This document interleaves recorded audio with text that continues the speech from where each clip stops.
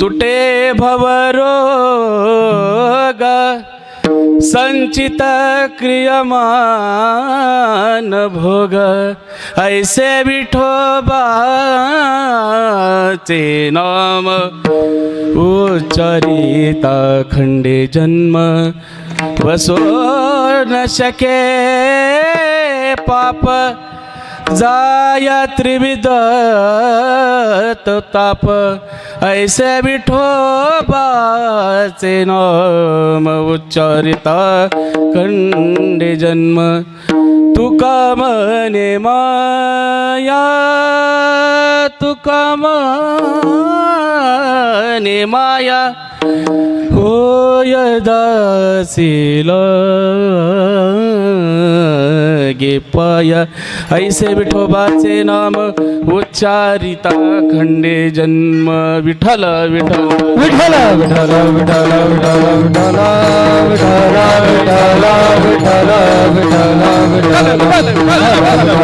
विठ्ठल समचरण सरोजम सांद्र नीलांबुदाभम जगन्वेत पानी मंडनम मंडनानं तरुण तुलसी माला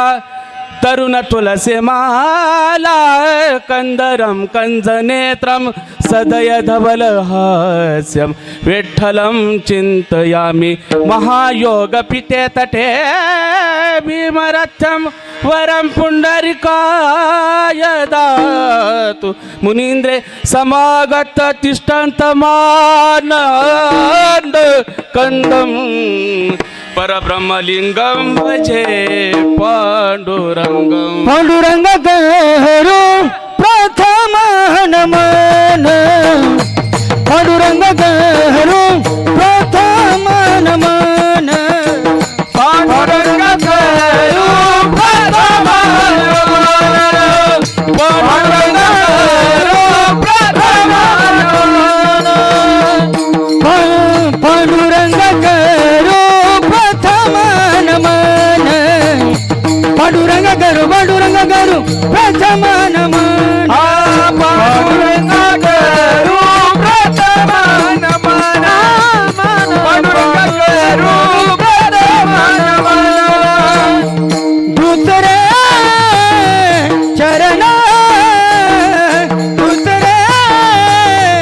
चरण तळपाचे त्यांच्या कृपादान कथेचा विसारू त्यांच्या कृपादारी कथेचा विसारू पांडुरंगा करू प्रथम नमन दुसरी चरण संताची त्यांच्या कृपादारी कथेचा विसारू बाबाजी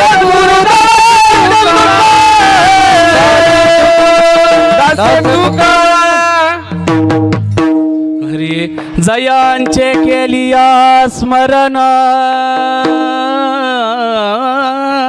होय सकळ विद्येचे अधिकरण तेची वंदू श्रीचरण ते नमस्कारो आता हृदय हे आपुले फळुनिया भले वरी बैसवू पावले श्री गुरूंचे नमो ज्ञानेश्वरा नमो ज्ञानेश्वरा नमो ज्ञानेश्वरा नमो ज्ञानेश्वरा नमो ज्ञानेश्वरा नमो ज्ञानेश्वरा नमो ज्ञानेश्वरा नमो ज्ञानेवृत्ती उदारा सोपादेवा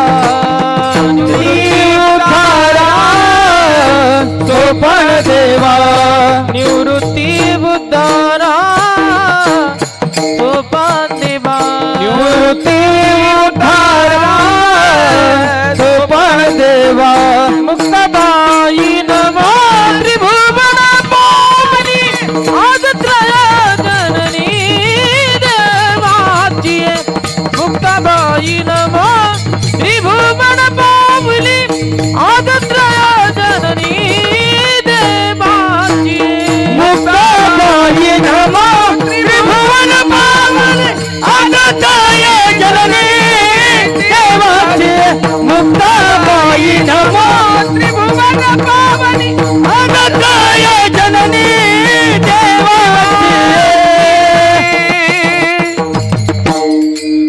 नमो सद्गुरु तुकया ज्ञान दीपा नमो सद्गुरु सच्चिदानंद रूपा नमो सद्गुरु भक्त कल्याण मूर्ती नमो सद्गुरु भास्करा पूर्ण कीर्ती मस्तक हे पायावरे मस्तक हे पायावरी मस्तक हे पायावरे मस्तक हे पायावरी या वारकरी संताच्या या वारकरी संताच्या या वारकरी संताचा या वारकरी संताचा या वारकरी संताचा या वारकरी संताचा मस्तक हे पायावरी या वारकरी संताच्या या वारकरी संताच्या या वारकरी संताच्या मस्तक हे पायावरी या वारकरी संताचा या वारकरी संताचा या वारकरी संताचा मनोजव मारुत तुल्यवेगम जेतेंद्रिय मुदी माता वरिष्ठ वातात्मज वानरयुत मुख्यम श्रीरामदूतं शरणं प्रपद्ये श्री गुरु चरण सरोज निजमणु मुखुर सुधारी वर्ण रघुवर विमल जसो जोदायक फलचारी राम सिया राम जय जय राम राम सिया राम जय जय राम राम सिया राम जय जय राम राम सिया राम पवन तले संकट हरण मंगल मूर्ति राम लखन सीता सहित हृदय बसव स्वरूप श्यामल रामचंद्र की जय उमापति महादेव की जय भाई सब संतन की जय जय जय जय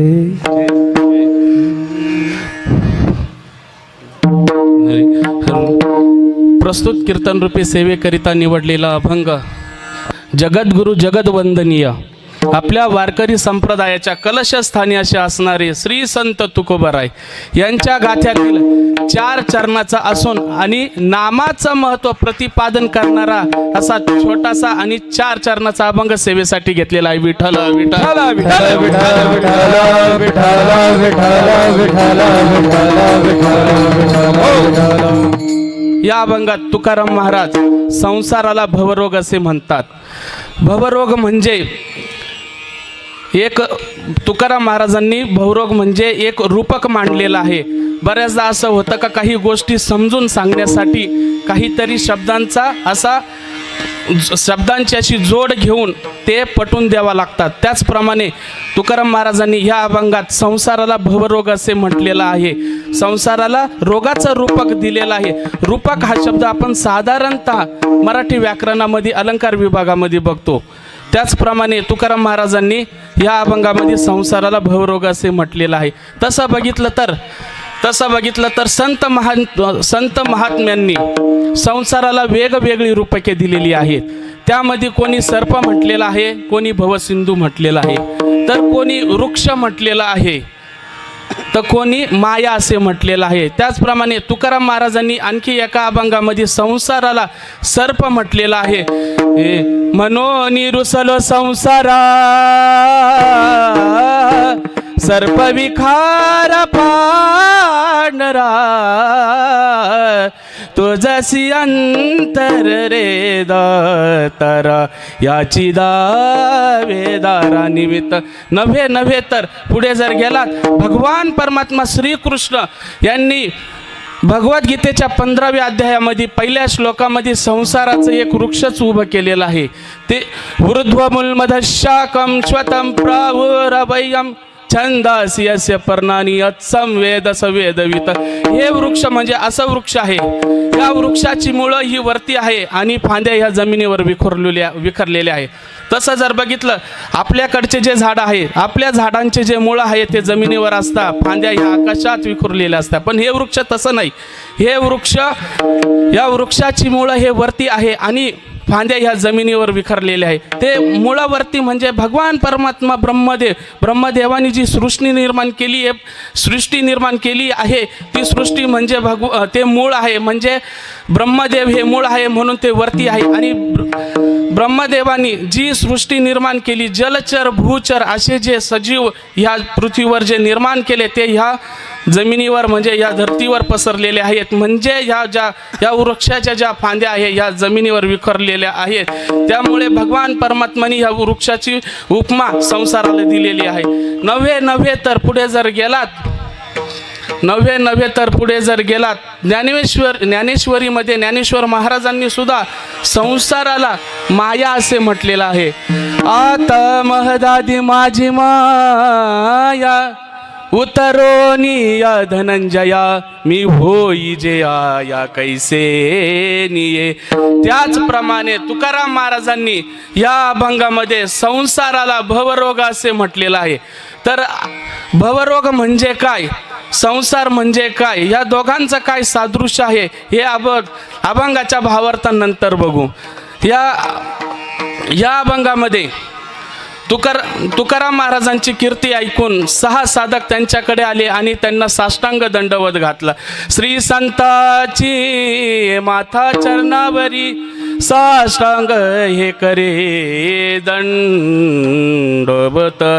याप्रमाणे तुकाराम महाराजांकडे जे 6 साधक आले त्यांच्या जीवनामधील त्यांना जे दुःख झालेलं आहे त्या दुःखाचं रूपांतर त्यांनी प्रश्नामध्ये केलं आणि महाराजांना ते 6 जणांनी एक प्रश्न विचारला. पहिला म्हणतो, महाराज मला भवरोग झाला आहे, या भवरोगातून माझी मुक्तता करा. दुसरा म्हणतो, महाराज मी 3 प्रकारच्या कर्मामध्ये अडकलो आहे, त्या कर्मामधून माझी सुटका करा. नव्हे तर तिसरा म्हणतो, महाराज मी जन्म मरणाच्या रहाटामध्ये अडकलो आहे, त्या रहाटातून मी कसा मुक्त होईल याच्यासाठीही मला मार्ग दाखवा.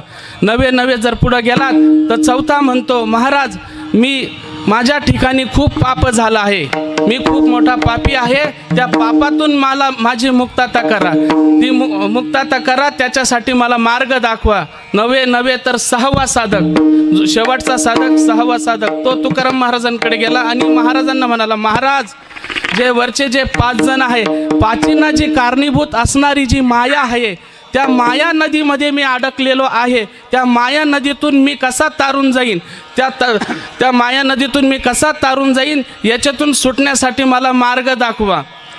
महाराजांनी सर्वांचे प्रश्न ऐकून घेतल्यानंतर महाराज प्रत्येकाला वेगवेगळं उत्तर देत बसले नाही. महाराजांनी एकाच याच्यामध्ये सर्वांचं उत्तर दिलं, ते म्हणजे ऐसे विठोबाचे नाम उच्चारिता खंडे जन्म. म्हणजे तुम्हाला भवरोगातून मुक्त व्हायचं असेल विठोबाचं नाम घ्या. तुम्हाला जन्म मरणातून मुक्त व्हायचं असेल विठोबाचं नाम घ्या. तुम्हाला कर्मातून मुक्त व्हायचं असेल विठोबाचं नाम घ्या. तुम्हाला पापातून मुक्त व्हायचं असेल विठोबाचं नाम घ्या. नव्हे तर तुम्हाला 3 प्रकारच्या तापामधून जरी मुक्त व्हायचं असेल तरी विठोबाचं नाम घ्या. आणि माया नदीतून जर तुम्हाला तारून जायचं असेल तरी तुम्ही विठोबाचं नाम घ्या. असं सरळ तुकाराम महाराजांनी एकाच वाक्यामध्ये 6 जणांची उत्तरं दिले. साधारणतः आपण जर बघितलं प्रश्न अनेक असतात पण त्यांचं उत्तर मात्र हे एकाच वाक्यामध्ये असतं. आपलं तुमच्या माहिती करता सांगतो, पूर्वीच्या काळी आपले नवनाथांचे ठाणे असायचे बघा. आपले इथं पण येते अशोकनगरला आपले ते स्वामीजी हां आपले बंदावणे बाबा. मी गेलो होतो त्यांच्याकडं. हो मला चांगली त्यांची अनुभूती आली ती. त्यांच्याकडे गेलो होतो. म्हणजे आपलं उदाहरण आपण त्यांचंच घेऊ. बंदावणे बाबा त्यांच्याकडं भरपूर पेशंट जातात. म्हणजे कोणाला मुलं होत नाही, कोणाला काही होत नाही, घरामध्ये कलह असतो, घरामध्ये भांडणं होता, कोणाला पैसा टिकत नाही, असे बरेचसे खूप सारे प्रश्न असतात म्हणजे वेगवेगळे. पण तिथं गेल्यानंतर काय करतात, बाबांजवळ विभूती बरोबर ना. बाबांजवळ विभूती. बाबा काय करतात, प्रत्येकासाठी वेगळी विभूती नाही, विभूतीची पुडी ही एकच आहे. काय फक्त बाबा प्रश्न ऐकता, या तुम्हाला काय झालं, मुलगा नाही होत, घ्या विभूती घ्या. काय घरात भांडणं होत्या, विभूती घ्या. काय तुम्हाला पैसा टिकत नाही, विभूती घ्या. ही म्हणजे हा ज्याच्या त्याच्या श्रद्धेचा भाग आहे. ज्याला मानायचं त्यांनी माना, नाही तर परत माणसांना तुम्ही महाराज अंधश्रद्धा पण हे करतो, अशातला भाग नाही. ज्याच्या त्याच्या श्रद्धेचा भाग आहे, आम्ही मानतो म्हणून सांगितलं. आणि एक योगाला ते उदाहरण आलं म्हणून सांगितलं.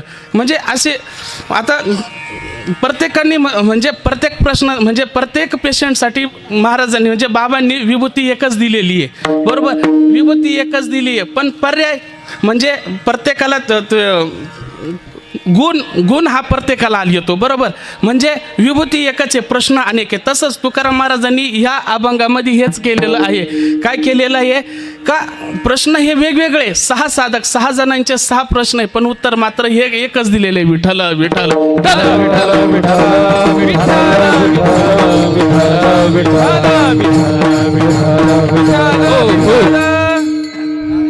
म्हणजे अशा तऱ्हेने वेगवेगळे उत्तरं वगैरे देत बसले नाही महाराज. एकाच प्रश्न एकाच याच्यामध्ये सगळे उत्तरं देत बसले. आता आपण अभंगाचा भावार्थ हा प्रत्येकाला कळला असन, एकदम सोपा आणि साधा पद्धतीनं सांगितलेलं आहे. आता आपण अभंगाचं निरूपण आपण एका प्रश्नाचं उत्तर आता आपण थोडक्यात बघत जाऊ. आपल्याजवळ वेळ पण आहे आणि 6 प्रश्न पण आहे म्हणजे 1.25 तास आहे. 1.25 तासामध्ये 6 प्रश्नांचं आपण निरूपण करू. आपण विठ्ठल विठ्ठल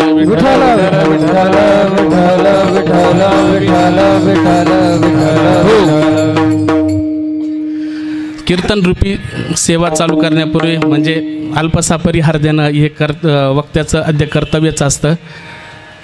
आपण हा कार्यक्रम कशा निमित्त आहे हे सर्वांना ठाऊकच आहे, तरी पण माझं कर्तव्य आपले सच्चिदानंद स्वरूप सद्गुरू श्री भगवान माऊली यांचं प्रथम पुण्यस्मरण सोहळा आपण इथं साजरा करतो. म्हणजे आपण त्यांना ज्यावेळेस ते देवाज्ञा झाली 1 वर्ष झाले ते वैकुंठवासी झाले तेव्हापासून आपण 11 महिने शुद्ध एकादशीला इथं कीर्तन महोत्सव साजरा केलेला आणि कीर्तन महोत्सवाला आपणच सगळे होतो, गायक वादक सगळ्यांनी सेवा दिलेली, खूप आनंद घेतला. म्हणजे बाबांना सुद्धा असं वाटलं असेल का मी शिष्य केले पण असे वा बाबांना सुद्धा आनंद होता असेल का एवढे शिष्य बघून. कारण एक वेळ अशी होती का बाबांनी एक छोटंसं इवलेसं रोप लावलं होतं. पण त्याचा वेलू हा गगनावर गेलेला आहे. इतका मोठा अथांग सागर त्यांचा शिष्यगण हा तयार झालेला आहे. शिष्यगण म्हटल्यापेक्षा शिष्य शब्द म्हटल्यापेक्षा आहे ना सगळ्यात महत्त्वाचं मला तर आमच्या महाजन महाराजांनीच सांगितलं तो शब्द साधक शब्द म्हणजे साधक कशाला म्हणतात, जो साधना करतो, कशाही लोभाची अपेक्षा करत नाही, कोणत्याही फळाची अपेक्षा करत नाही, तो फक्त साधना करत राहतो, तो साधक. आणि बाबांनी जे घडवलेले आहे ना ते जे शिष्यगण ते खऱ्या अर्थाने इथं साधक बनवलेले आहे. विठ्ठल विठ्ठल विठ्ठल विठ्ठल विठ्ठल विठ्ठल विठ्ठल विठ्ठल विठ्ठल विठ्ठल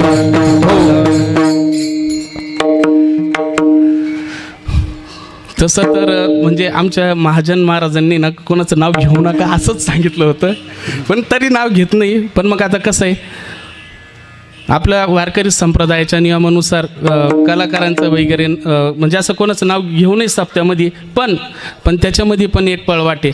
पहिल्या दिवसाच्या सेवेला आहे ना सगळ्या कलाकारांचं नाव घ्यावं लागतं. पहिल्या दिवशी घेतलं ना मग वाटलं असं तुम्ही पूर्ण सप्त्यात शेवटपर्यंत डायरेक्ट काल्याच्या कीर्तनात घेतलं तरी चालं, नाही तर घेतलं नाही तरी चालं. पण मग पहिल्या दिवशी ही ना कलाकारांचं गुणगान हे करावंच लागतं. खरं सांगायचं म्हटले ना, हे कलाकार नाही आहे, हे कलाकार नाही, हे पण साधकच आहे. कारण 11 महिन्यापासून यांनीच सेवा दिलेली आहे, म्हणजे इथं एवढी सेवा केलेली आहे. त्याच्यामुळं हे सगळे साधक परिवाराचे, पूर्ण साधक परिवार. त्याच्यामध्ये ना आमचे गोड गळ्याचे धनी म्हणजे आपल्या नाशिक जिल्ह्याला म्हणजे ते शेगावचे रत्न आहे, पण आपल्या नाशिकला लाभले आपले अविनाश दादा. अविनाश दादांचं काय गुणगान करावं. मेन म्हणजे अविनाश दादांचा आज अभिष्ट चिंतन सोहळा आहे. आपण त्यांच्यासाठी एक गाणं म्हणावं.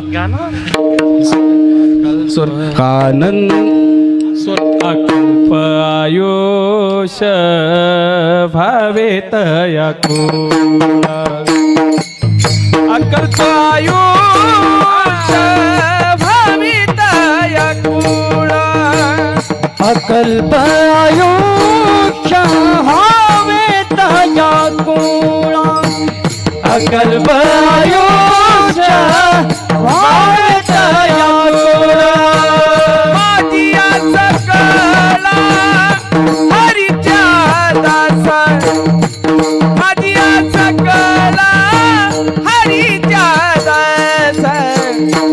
कल्पनेची बाधा गहू कौनिकारी संत मंडळी सुखी असो सुखी असो. असे आपले अविनाश दादा आहे. त्यांच्या पुढं आपले केदार महाराज आहे.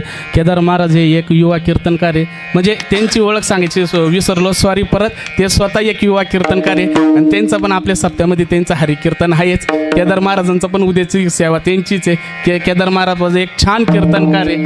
त्याच्यानंतर आपले संदीप दादा, वा खूप गोड गाळ्याचे धनी ते सुद्धा. आमचे लखन दादा म्हणजे माझेच खरे मार्गदर्शक येते. म्हणजे मी जे हाय गायन वगैरे सगळं त्यांनीच शिकवलेलं आहे. हे आमचे सगळे महाराज, आमचे गीते महाराज झाले, रितेश महाराज झाले, आपले गणेश महाराज झाले, देशमाने महाराज झाले, आमचे पवार महाराज. वा, त्यांचं गायन खूप छान आहे, खूप छान आहे. आमचे महाराज सागर दादा झाले, आमचे योगेश भाऊ झाले, नितीन दादा झाले. दादाचं नाव रे श्रीकांत दादा. त्याच्यानंतर आमच्या महाजन ताई झाल्या, आमच्या जगताप मावशी झाल्या.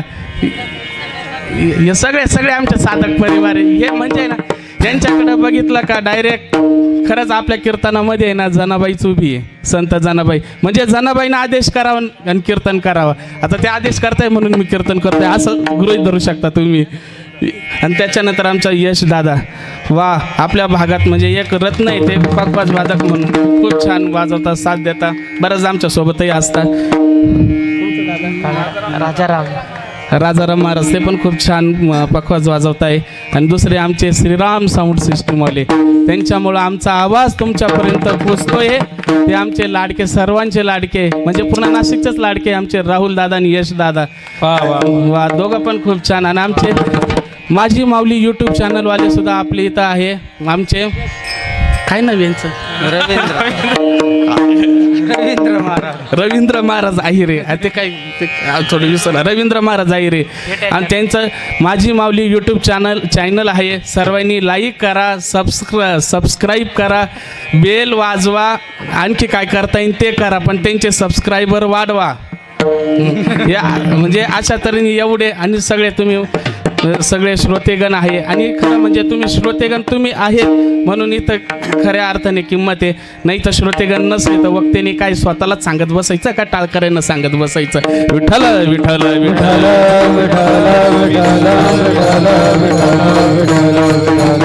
हो. आणि सगळ्यात म्हणजे नाही त्यांचं नाव लक्षातच आहे माझ्या. त्यांचं म्हणजे सगळं स्पेशल नाव सगळ्यांच्या नंतर त्या म्हणजे आमच्या कांडेकर मावशी. त्या कांडेकर मावशी म्हणजे अशा व्यक्ती आहे का त्यांनी सर्वांचा इथं सांभाळ केलेला आहे. म्हणजे कोणाला काय लागलं काय नाही लागलं सगळ्यांची काळजी घेणाऱ्या म्हणजे त्या सगळ्यांच्या एक प्रकारे मावशी म्हटल्यापेक्षा इथं सगळ्यांच्या आईच आहे तुम्ही. आता सर्वांचे नावं घेतले आहे. अरे हा विनेकरी बाबा तुम्हाला पण तुमच्या चरणावर नतमस्तक होतो आणि सेवेला सुरुवात करतो. विठ्ठल विठ्ठल विठ्ठल विठ्ठल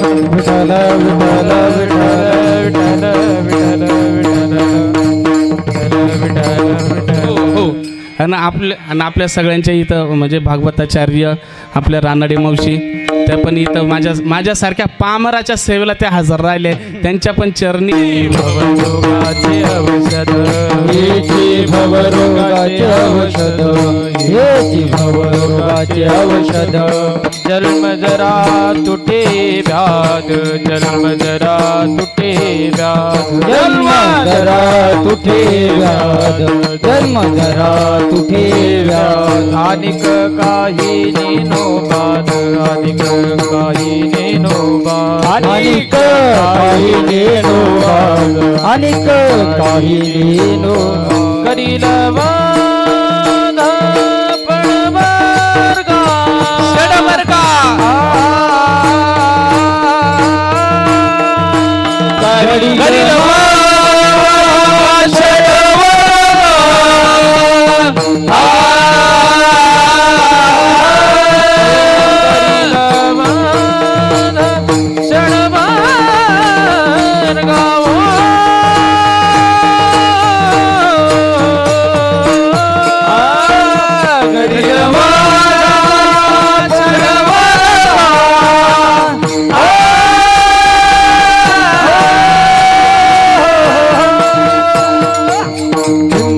दाग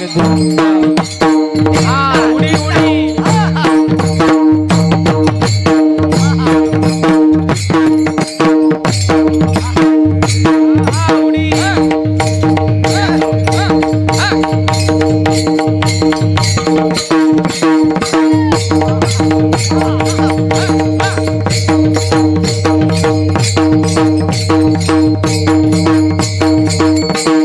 भवरोगाचे औषध हेची भवरोगाचे औषध हेची भवरोगाचे औषध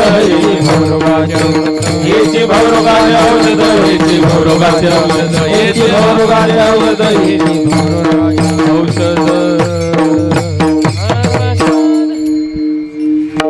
तर संत महात्म्यांनी आपल्याला औषध सांगितलंय. कोणतं औषध सांगितलेलं आहे? हेची भवरोगाची औषध. जन्म जरा तुटे व्याध अनिक काही नेनो बाध करील वद षडवर्गा. याप्रमाणे ज्याप्रमाणे साधू संतांनी संत महात्म्यांनी आपल्याला औषध सांगितले. नुसतं औषधच नाही सांगितले, औषध घेतल्यानंतर ज्याप्रमाणे डॉक्टर आपल्याला पथ्य सांगतो तर संत महात्मे आपल्याला पथ्यही सांगतात. ते पथ्य कोणते आहे? पथ्य नाम विठो माझे आणि गोठावे ना देवी भवरोग आईसे जाय आणि काय सुचवे ना. पथ्य नाम विठो माझे आणि गोठावे ना देवी भवरोग आईसे जाय आणि काय शुल्लके सुचीना. म्हणजे संत महात्म्यांनी आपल्याला पथ्य सांगितले. पथ्य कसं सांगितले? पथ्य नाम विठोबाचे अनिक न वाचे सेवी भवरोग ऐसे जाय अनिक काय शुल्लके. तुम्ही एकदा भगवंताला शरण गेला ना, शरण गेल्यानंतर भवरोग तर सोडा, तर भवरोगाचं म्हणजे तुमच्या जीवनात दुःख आहे ना, ते दुःख सुद्धा काहीच राहणार नाही. एवढंच नव्हे तर 4 वेद 18 पुराणे 6 शास्त्र 18 पर्वे भारत हात वर करून एकच सांगतात, जर तुम्हाला तुमच्या जीवनाचं सार्थक करायचं असेल, भवरोग तुमच्या जीवनाचा घालायचा असेल, तुम्ही विठोबाला शरण जा, निज निष्ठेने नाम घ्या. विठोबासी शरण जावे, विठोबासी शरण जावे, विठोबासी शरण जावे, विठोबासी शरण जावे. निज निष्ठे नाम घ्यावे, निज निष्ठे नाम घ्यावे. निज नित्य नाम घ्यावे, निज नित्य नाम घ्यावे, निज नित्य नाम घ्यावे, निज नित्य नाम घ्यावे. विठोबाची शरण जावी, निज नित्य नाम घ्यावी, निज नित्य नाम घ्यावी, निज नित्य नाम घ्यावी. विठोबाची शरण जावे, निज नित्य नाम घ्यावे, निज नित्य नाम घ्यावे, निज नित्य नाम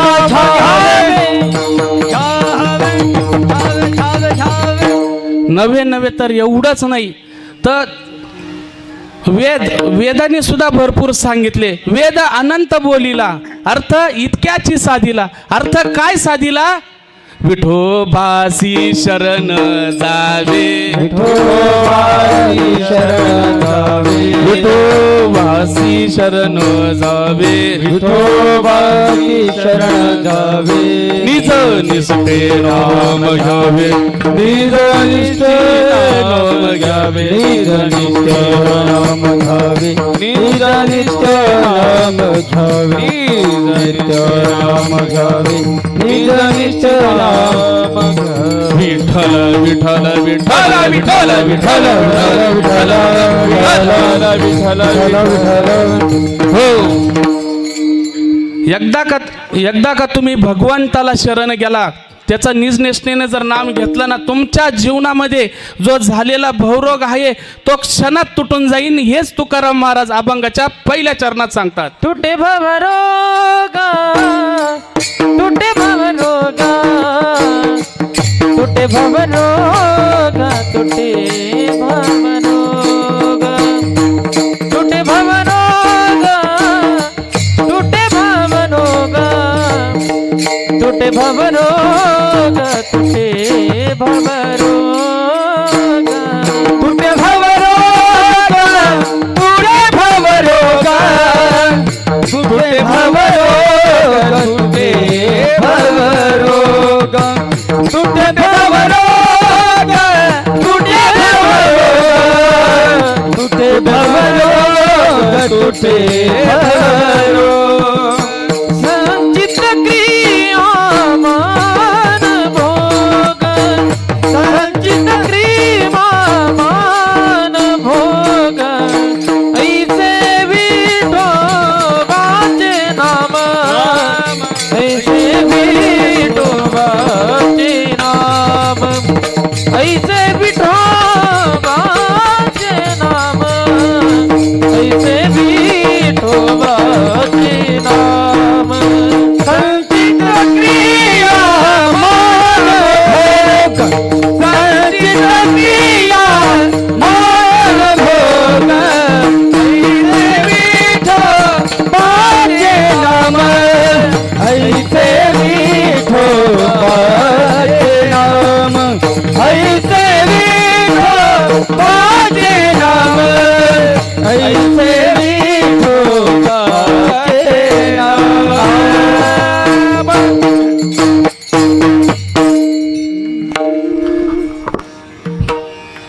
तुटे भवरोग संचित क्रियो मन भोग. आता आपण पहिल्या प्रश्नाचं निरूपण केलेलं आहे, भवरोग. आता आपला दुसरा प्रश्न आहे संचित क्रियामान भोग.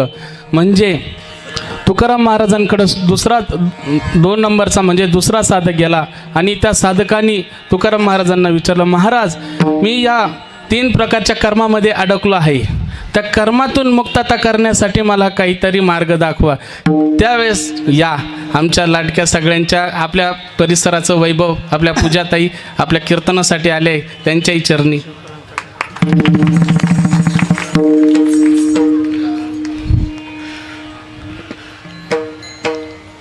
तुकाराम महाराजांकडे आलेला साधक दुसरा साधक विचारतो, महाराज मी तीन प्रकारच्या कर्मात अडकलो आहे, त्या कर्मातून माझी मुक्तता कशी व्हावी याच्यासाठी मला तुम्ही मार्ग दाखवा. त्यावेळेस तुकाराम महाराज ते जे कर्म आहे ते कर्म इतकं बलवत्तर आहे का ते चांगल्यांना देखील चुकलं नाही.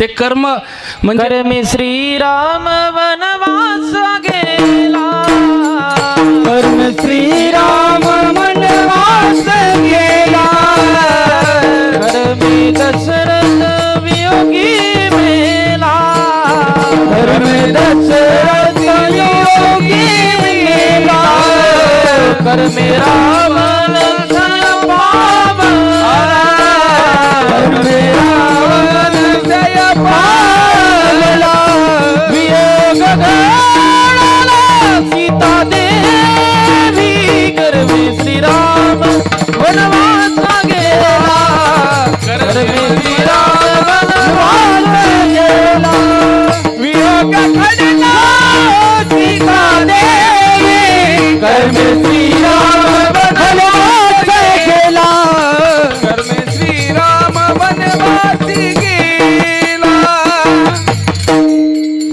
ते कर्म आहे ते इतकं बलवत्तर आहे का ते चांगल्यांना चुकलं नाही. प्रभू रामचंद्रांना सुद्धा ते भोगावं लागलं. प्रभू रामचंद्रच नव्हे तर देवाचे वडील राजा दशरथ यांना सुद्धा ते भोगावंच लागलं. नव्हे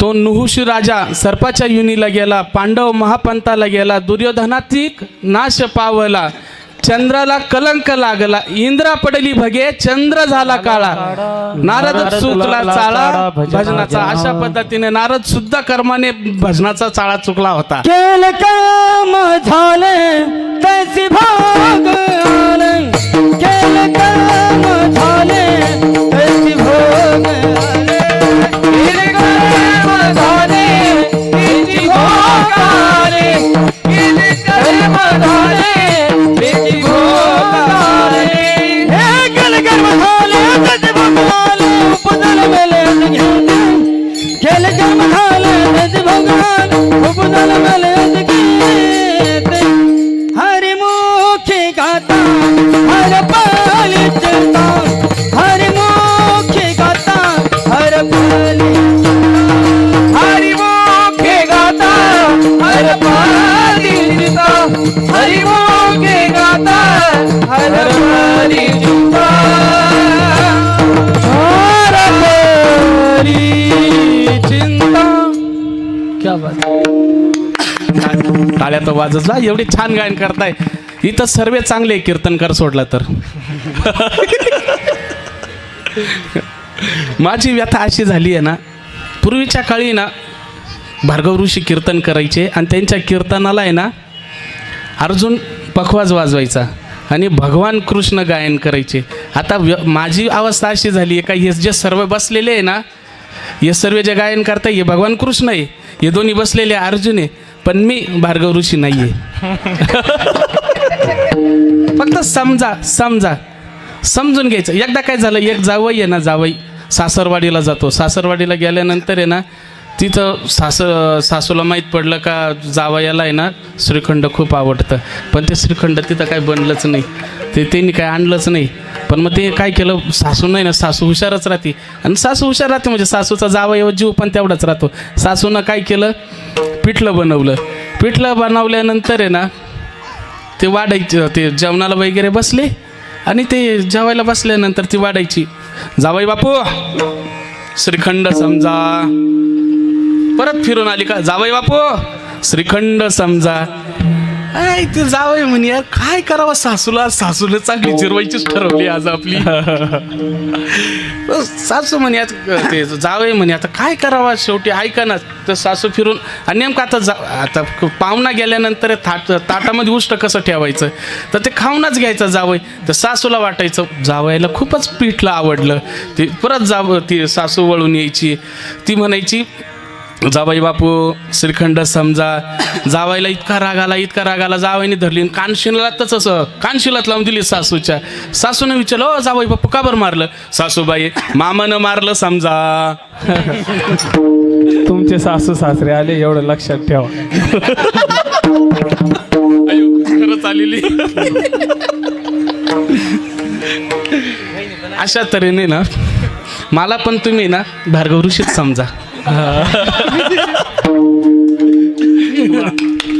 फक्त सासू सासरे नाही, वहिनी पण आलेले आहेत. हेच पाहिजे मग. तुम्ही आता सुरू करा. धन्यवाद. तुम्ही ना मागच लागलेले होते. तुम्ही फोन करून बोलवून घेतलंय, मला माहिती आहे ना. फोनच केला होता तुम्ही. आता आपण दुसऱ्या प्रश्नाकडे जाऊ. संचित क्रियामान भाऊ. हा, आपण त्याच्या पुढे आलो ना डायरेक्ट. हो, केले कर्म झाले.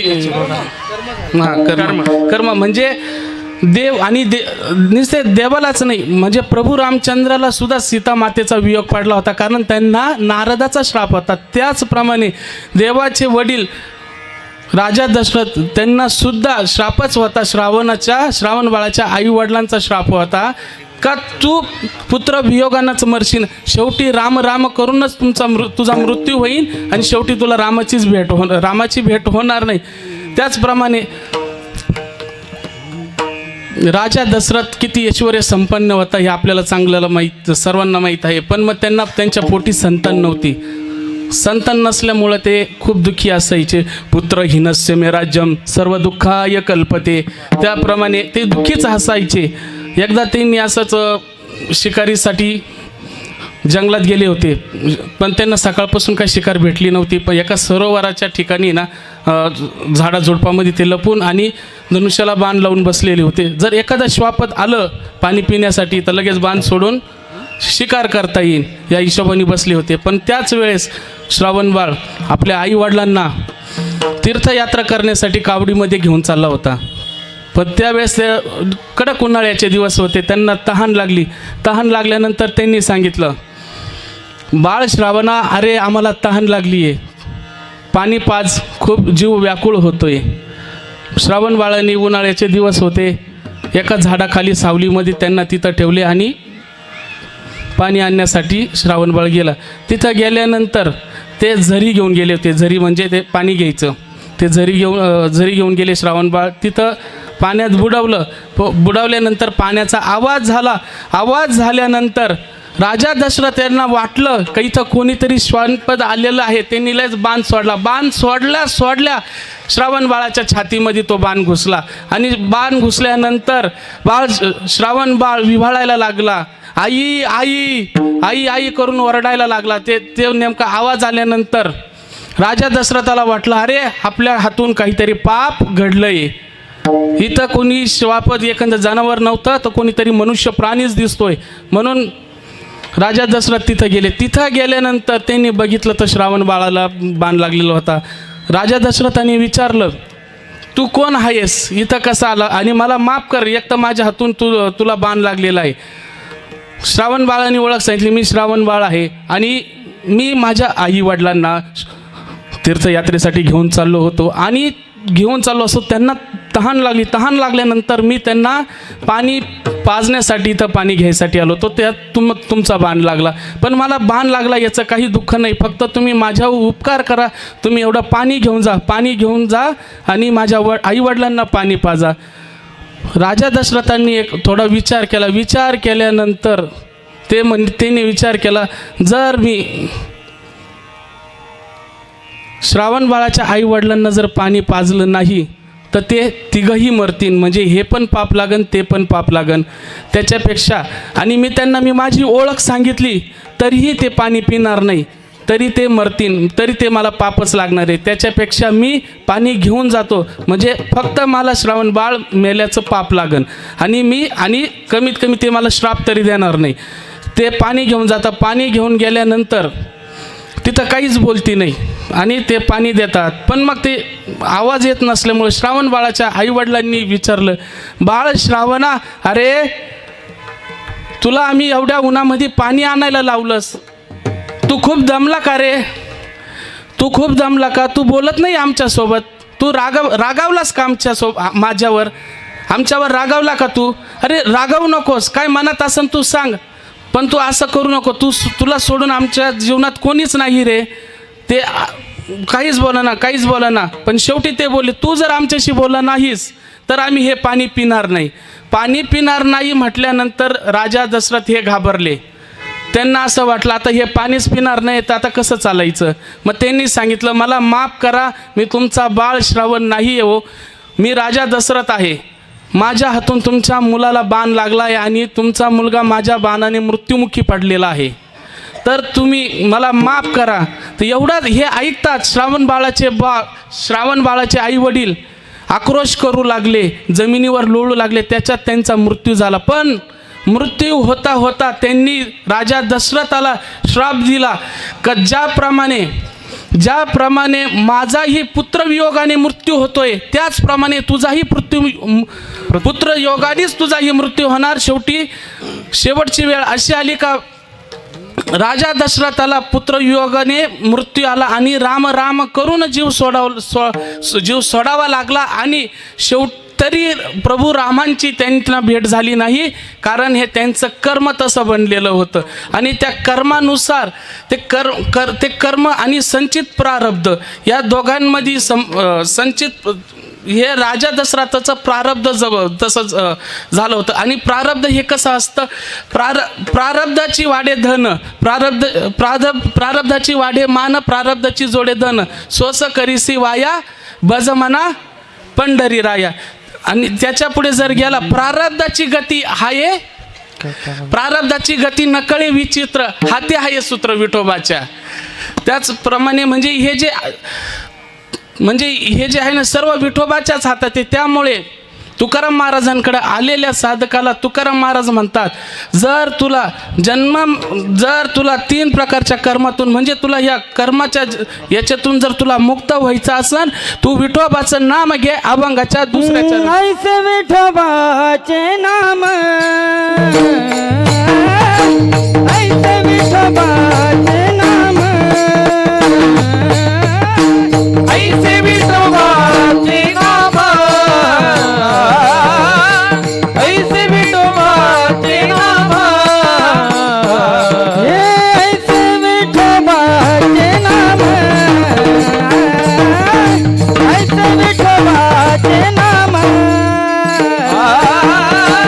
ऐसे विठोबाचे नाम, ऐसे विठोबाचे नाम, उच्चारिता खंड जन्म, उच्चारिता खंड जन्म, जन्म, ऐसे विठोबाचे नाम, नाम, ऐसे विठोबाचे नाम, उच्चारिता खंड जन्म, उच्चारिता खंड जन्म, ऐसे विठोबाचे नाम, ऐसे विठोबाचे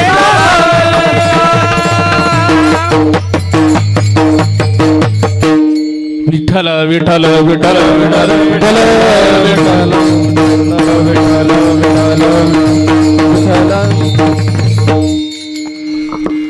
आपले 2 प्रश्न झाले. एक भवरोगातून मुक्त झाला, दुसरा कर्मातून मुक्त झाला, तिसरा जन्म मरणाच्या रहाटामध्ये आता आपल्याला बघायचं आहे. तिसरा साधक तुकाराम महाराजांकडे आला आणि महाराजांना म्हणू लागला, महाराज मी जन्म मरणाच्या या दुःखामध्ये खूप त्रस्त झालेलो आहे, याच्यातून माझी मुक्तता करा. मुक्तता करा म्हणजे तो व्यक्ती जो आहे ना संसारामध्ये खूप त्रासला होता. बहुत नाचलो संसारी, वसे मातेच्या हृदयी, वसे मातेच्या उदरी, 184 योनीदारी, झालो भिकारी याचक. याप्रमाणे या जन्म मरणामध्ये काहीही या जन्म मरणातून मुक्त होण्यासाठी खूप म्हणजे या जन्म मरणात खूप त्रास आहे. आणि ह्या जन्म मरणातून म्हणजे किती वेळा जन्म यायची, किती वेळा जन्म यावी, किती वावी फजित, किती वावी फजित, किती वावी फजित, ओ किती वेळा जन्म यावी,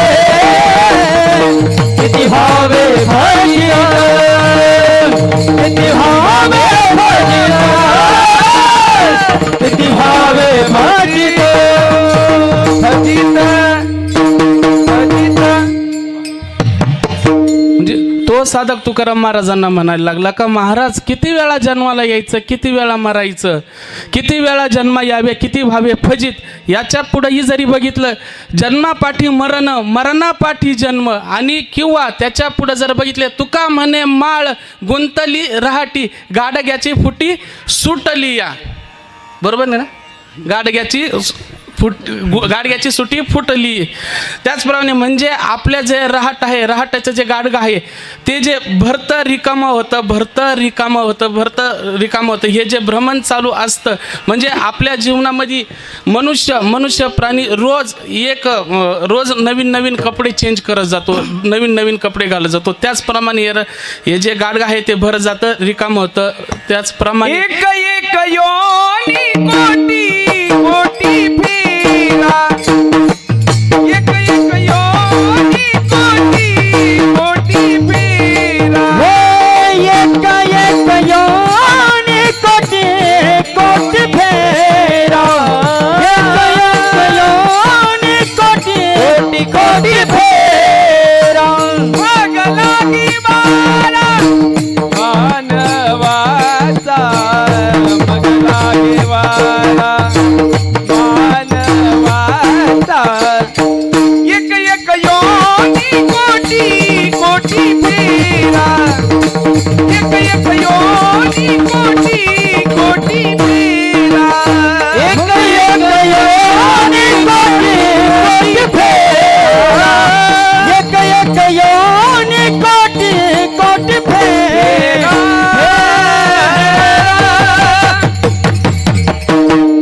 ज्याप्रमाणे ते जे रहाट्यातील गाडगं भरतं रिकामं होतं, त्याच्यासाठी सुद्धा ज्ञानेश्वर महाराजांनी ना एक ओवी दिलेली आहे. उपजे ते नासिले ते पुनरपिजीचे, जे घटिका यंत्र जैसे परिभ्रमेगा.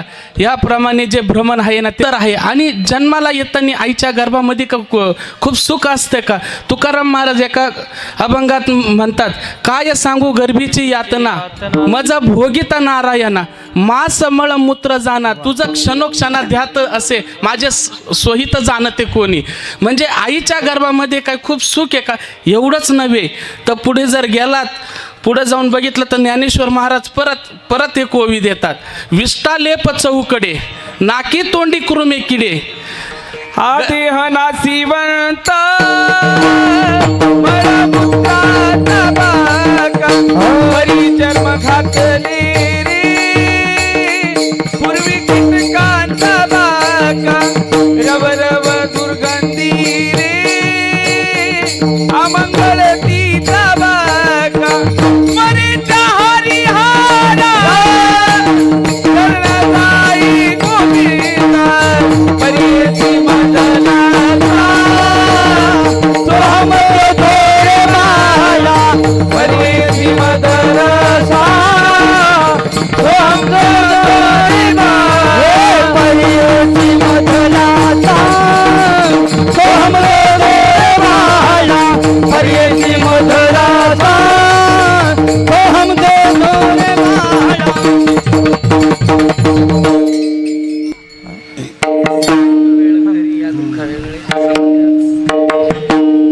आपली ओवी अर्धीच राहिली. हां पूर्ण आता घ्या. ज्ञानेश्वर महाराज म्हणतात, ज्ञानेश्वर महाराजांनी माऊलींना सुद्धा सांगितलेलं आईच्या गर्भामधलं दुःख, विष्टा लेप चौकडे, नाकी तोंडी कृमी किडे. याची लिंक तुटली का मग तुटली. गर्भवतीचे दुःख गाडे कोणापुढे सांगावे. बरोबर ना.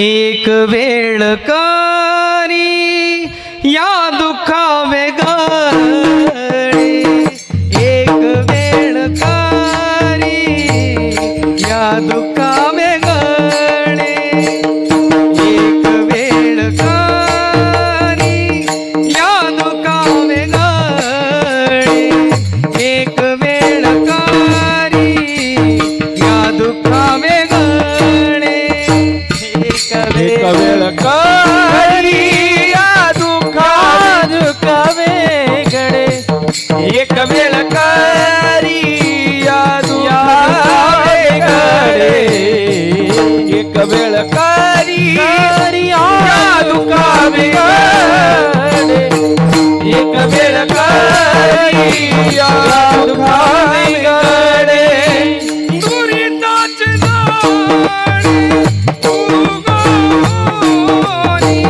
दुरिताचे जाणे उगवणी दुरिताचे जाणे उगवणी दुरिताची झाडे उगवणी आठवी न पाय हा माझा नवस आठवी न पाय हा माझा नवस आठवी न पाय हा माझा नवस आठवी न पाय माझा नवस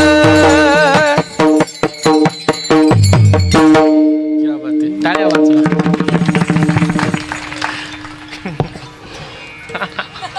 हे जर म्हणजे ना प्रमाण दिल्यानंतर आणि चाली म्हटल्यानंतर टाळ्या वाजवत जा, म्हणजे त्यांच्या तरी जीवाला थोडंफार आनंद वाटत जाईल, कमीत कमी त्यांना वाटत जाईल का रे मी चांगलं तरी म्हणतोय.